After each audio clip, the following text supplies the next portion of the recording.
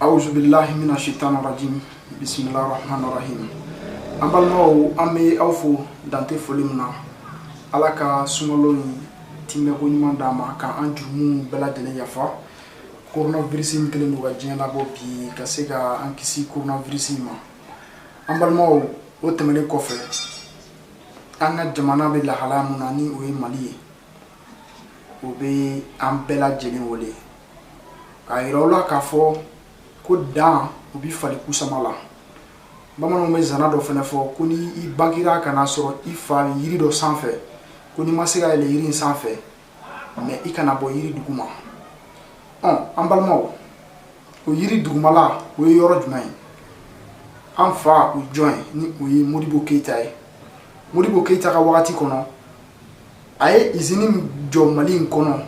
abe ti jo izini biolon vla ani kola fembe izini me mali kono wa malion ne me anyefe malion ne me aparake donc depuis Modibo Keita bora un président fe nama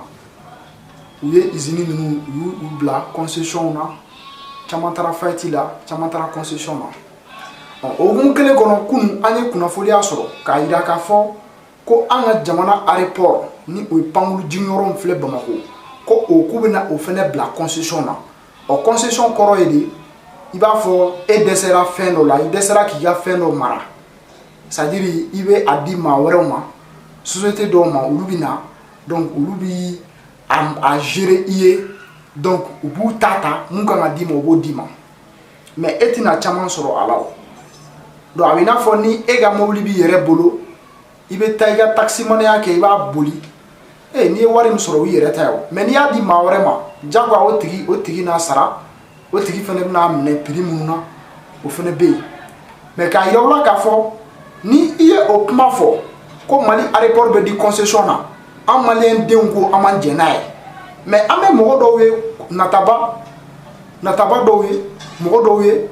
dignité mamu no le be bogo no ko concession re ko anto korodo ou be ko no ko e Sénégal aéroport ko be concession na ko Ivoire ta ko be concession na mais malote awla ka jamana mali ko passer ko Sénégal be concession na o re ko anganta di concession na ko Ivoire be concession na o re ko anganta di concession na no do ayna me autoroute me Sénégal o te malaya mbalmo Sénégal bagne kalana o keli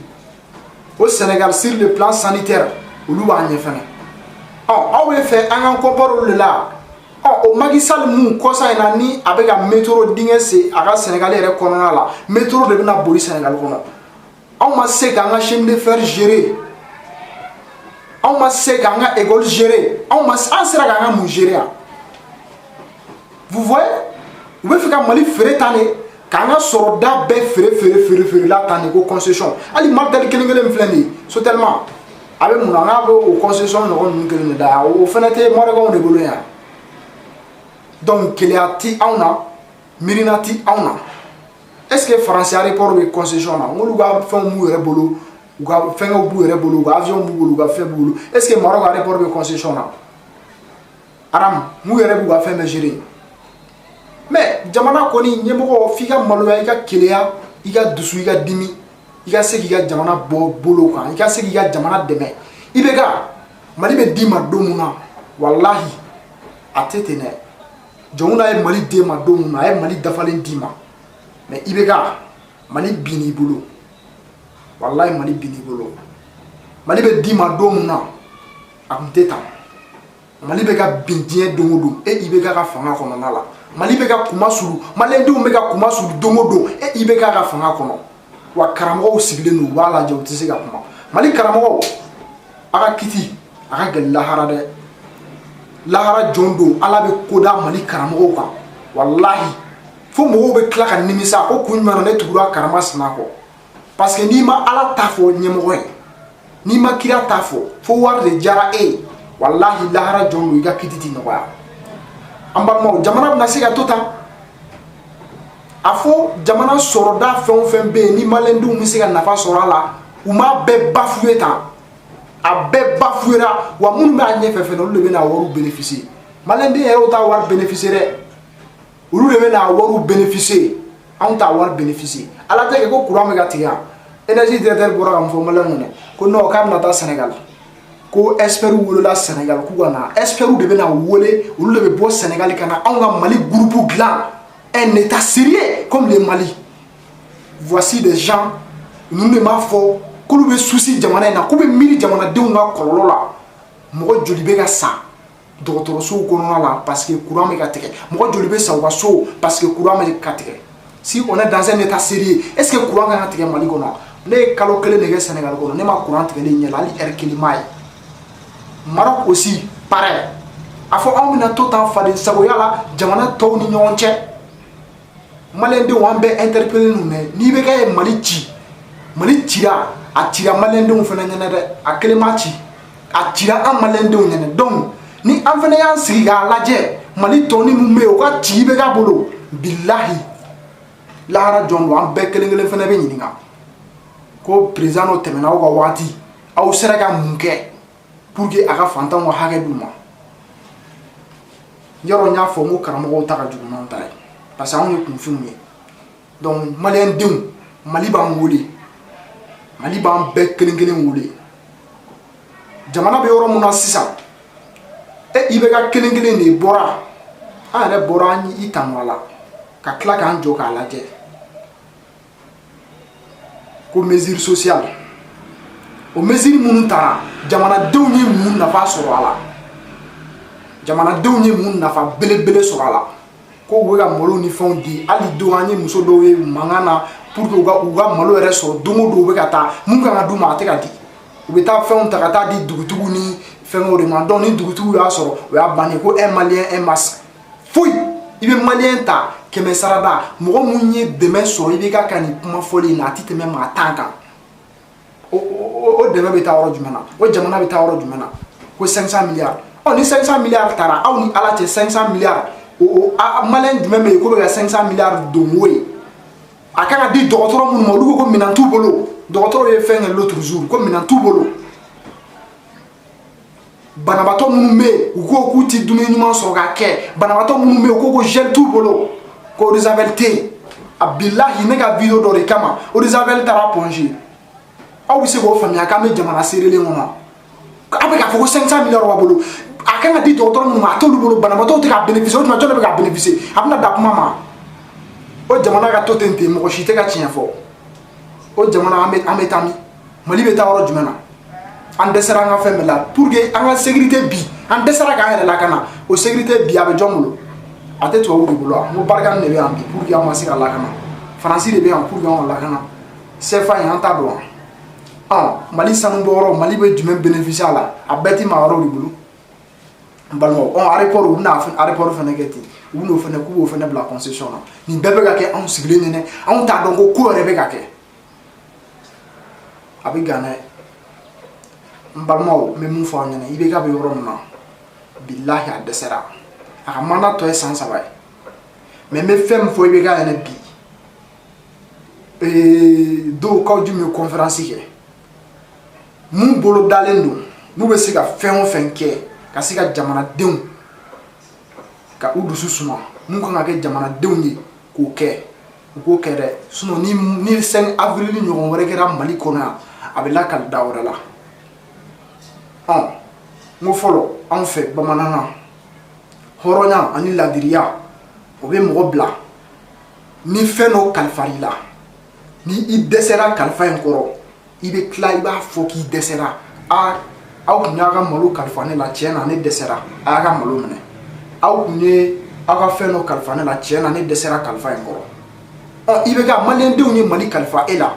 ibe ga desera e ma boka ira ka foki desera Mali koro o kisa fana ga june sobe cho kele mebe ga la bio de ko bon malien ay ya fama awde ko ni Mali jam ko nga se ga kenya dawma ko nga se ga kalan dawma ko nga se ga ji dawma ko nga se ga balo dawma ko nga se ga courant dawma ne ibe ga ne desera ay ya fama no kera on mi ya fa mais ire ba do itise iba do itise ga jamana imara iba do itise ga jamana gérer wallahi ki tugu ga ke shuwe bo fantanya jibi bo wallahi jo chukutala wa kisi chokote fana de fantanya ji i kana da n'a y'i ja diɲɛ mori bɛ ta saraka min y'u ja i k'u bɔ o tɛ se ka fantan ɲɛji i ni diɲɛ karamɔgɔ bɛɛ ka ja i ni maga alimamu ka di mais fantan ɲɛji o man ɲi fanga ma bi mali kɔnɔ mɔgɔ jɔn bɛ u da balo sɔrɔ gouvernement bɛ ka se ka mun de kɛ de u bɛ ka mun de kɛ peuple yɛrɛ ye fɔlɔ donc a bɛ gɛlɛya dɛ donc an b'an profiter fɛnɛ an bɛ dugawu kɛ chef de file de l'opposition n'o ye Sumala Sise ala ka se ka segin n'a ye a muso ni a denw fɛnɛ kɔrɔ an bɛ o dugawu don en plus mɔgɔ fɛn fɛn minɛra mali mɔgɔ minɛra otage préfet surasiw a kɛra mɔgɔ fɛn fɛn ye an bɔra mun ta kalama an ma bɔ mun ta kalama ala ka segin n'a bɛɛ ɲuman ye jamana in kɔnɔ mais mali la otage sara état ka négligence kama Sumalo Kone ala ka hinɛ u la otage sara u bɛ video kɛ yan des fois u bɛ kasi u bɛ jamana ɲɛmɔgɔw wele u minɛra k'u to aw de ka baara la olu bɛ sa u bɛ ka aw wele aw kan ka taa dɛmɛ min d'u ma aw m'a d'u ma ko aw ɲɛ ka suma o mɔgɔ hakɛ minnu sara jamana de y'u bila baara la olu ka tila ka kɔlɔlɔ sɔrɔ o la jamana m'u dɛmɛ ala tɛ yafa mali mɔgɔ si la donc pour que maliyɛnw fana ta ka nɔgɔya la o de ye an ka nin fanga jugu in dénoncer an ka fanga in an ka dénoncer a dɛsɛra an ka dénoncer donc i bɛ se ka bɔ daba kelen fɛ o de y'o ye n y'o de f'i ye i bɛ fɛn o fɛn kɛ o kɛra i jija 5 avril ɲɔgɔn wɛrɛ kana kɛ mali kɔnɔ yan sinon a bɛ gɛlɛya anw ta ye ladilikan ye mais bamananw ko n tɛ siran wara ɲɛ o y'a ye wara ma bɔ i ka dilan jukɔrɔ i bɛ ka ni wara min bɔra i ka dilan jukɔrɔ walahi i tɛ siran wara ɲɛ mais i bɛ siran o wara ɲɛ bon jamana bɛ yɔrɔ min na jamana sera o gun kan n'aw bɛ se ka fɛn o fɛn kɛ a y'o kɛ lakana ka na kɛnɛya ka na dɛmɛ maliyɛnw minnu ni dɛmɛw ka kan a ka d'u ma ko 500 miliyari dira ko an y'a ye jamana fɛn fɛn bɛ yen Afrique de l'Ouest kɔnɔ yan a bɛɛ ye u ka jamanadenw rapatrier u ma biɲɛ sɔngɔ minɛ u la dɛ mais mali de bɛ ka biɲɛ sɔngɔ minɛ a ka jamanadenw na an ye Maroc ta fɔ an ɲɛna k'olu ka 70 dɔɔni sara minnu bɛ Dubaï ni yɔrɔ tɔ ninnu u bɛ ka wari minɛ a bɛɛ la aw bɛ wari minɛ mɔgɔw la k'u ka na alors que président ye wari voté ko mɔgɔw ka na nafa jumɛn yera wari voté la nafa jumɛn de yera 500 miliyari in voté la maliyɛn denw ko i bɛ ka ko 500 miliyari k'u ma jɔyɔrɔ y'a la u m'a wo ye a kan ka don wo mun na a kan ka don wo fɛ ko k'a f'i ye an y'an ta fɔ k'a bɔ a la dɛ an bɛ mun fɔ jamana ɲɛmɔgɔ ye o de ye a ka yafa ɲini maliyɛn denw fɛ jamana mara minnu kalifa la a dɛsɛra a ka bɔ a ka yafa ɲini maliyɛn denw fɛ mɔgɔ minnu sara ala ka hinɛ u la ala k'an yɛrɛ fɛnɛ ɲa k'an ta dun kɔnɔ mais balimaw tiɲɛ ye kelen de ye an bɛ maliden bɛɛ wele de ka na kelen na o de ye an bɛ se k'an ka faso in an b'a libérer cogoya min na donc a bɛɛ ye Bilal Cherif Kidal a ye a ka communiqué a y'a kalan o tɛ jamana ye jamana kɔnɔ jamana ɲɛmɔgɔw bɛ se ka mun bɔ a la ko élection in kɔfɛ fɛnɛ k'u bɛna sigi élection législative kɔfɛ u bɛna élection législative spéciale wɛrɛ fɛnɛ kɛ ni maa ninnu ye tugun ala k'an ɲuman bɔ jamana in ala k'an ɲuman bɔ an kɔni an bɛ mun fɔ jamana ɲɛmɔgɔ ye o de ye ko a sera wala danina la ten sa maliyɛn denw ko k'a sera wala danina la fɛn o fɛn k'i bɛ se ka kɛ maliyɛn denw ye nɔgɔya la ni o ye minimum ye i bɛ ka ma se k'a kɛ donc i bɛ ka an b'i deli i ka yafa ma an b'o de ɲini fɛ i ka yafa maliyɛn denw ma yafa ma an yɛrɛ ka yafi i ma an b'o de f'i ɲɛna sinon i b'a dɔn i tɛ se n'i y'i tu k'i sigi kɔlɔlɔ o kɔlɔlɔ bɛ bɔ a la maa o maa bɛ sa maa o maa bɛ degun maa o maa bɛ tɔɔrɔ bin bɛ kɛ maa o maa kan lahara jɔn don an kɔni an y'an ta fɔ ka bɔ a la donc k'a fɔ kawji min fɛnɛ ɲɛnɛ k'a fɔ imam fɛnɛ ɲɛnɛ n'u bɛ bɔli wɛrɛ bolo da o bɔli a fɔra k'a bɛna kɛ a bɛ kɛ juma fɛ ni seli tɛmɛna na anw bɛ bɔ an t'i bɔ ka don dɛ k'a fɔ bɛɛ ye anti-bo kamedo. Non, non, non. Quand on sort, on sort. Pour que k'a fɔ i bɛ k'a ye courant tɛ yen, ji tɛ yen. An ti bɔ ko premier ministre ka taa dɛ. An ti bɔ yɛrɛ fɛnɛ ko président de l'assemblée ka taa dɛ. An ti bɔ ministre kama. Olu bɛɛ ka dɔgɔn. An bi bɔ i bɛ k'a yɛrɛ de kama. K'a bɔ Bugoyi taara a ye mun bɔ Mali gɛlɛya la? Foyi. A ye mun bɔ Mali gɛlɛya la? Foyi. Donc n'an bi bɔ kɛlɛ ka bon mɔgɔ kelen kɛlɛli ma. Ne bɔra ka nin fɛn fɛn fɔ tan ni bɛɛ gulonnen don IBK de la. Ni IBK yɛrɛ taara sisan maliyɛndenw bɛ lafiya sɔrɔ. Mais a bɛ taa cogo di? On est en démocratie hein. An bɛ a pousser de a ka démission rendre. O de bɛ kɛ. An ti coup d'état fɛnɛ ko la dɛ. An ti coup d'état fɛ, an ti sɔrɔsi fanga fɛ. An bɛ mun fɛ o de démocratie ye mun fɔ. An ka baara kɛ n'o de ye.